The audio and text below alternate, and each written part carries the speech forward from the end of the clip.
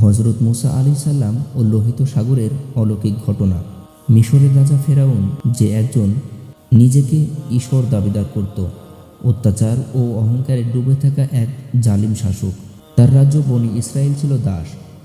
অত্যাচার, নির্যাতন, অপমান এটাই ছিল তার নিত্যদিনের বাস্তবতা।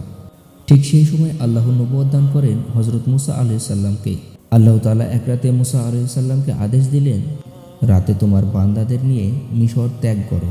অন্ধকার আর অনিশ্চয়তার মাঝেই মুসা আলাইহিস সালাম বনি ইসরায়েলকে নিয়ে রওনা হলেন। ভোর হওয়ার আগেই ফেরাউনের সৈন্যরা খবর পেয়ে গেল।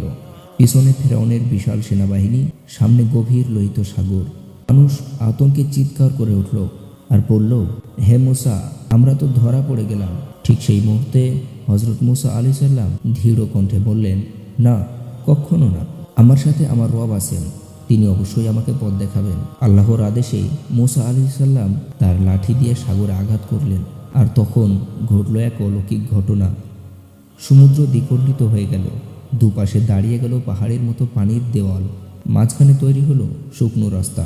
বনি ইসরাইল সেই পথ দিয়ে পার হয়ে গেল নিরাপদে। শেষ মানুষটিও যখন সাগর পার হলো, ফেরাউন তার বাহিনী সহ সেই পথে ঢুকে পড়ল।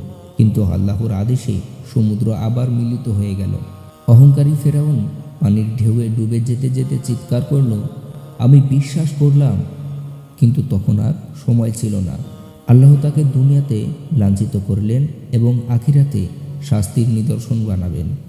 এই ঘটনা আমাদেরকে শেখায়, আল্লাহর উপর ভরসা কখনো বৃথা যায় না। অসম্ভবও আল্লাহর আদেশে সম্ভব হয়। জুলুমের শেষ পরিণতি ধ্বংস। হজরত মুসা আলাইহিস সালামের এই ঘটনা শুধু ইতিহাস নয়, এটি ঈমানের এক জীবন্ত পাঠ। যখন চারদিক বন্ধ হয়ে যায়, তখন মনে রাখবেন, আমার সাথে আমার রব আছেন।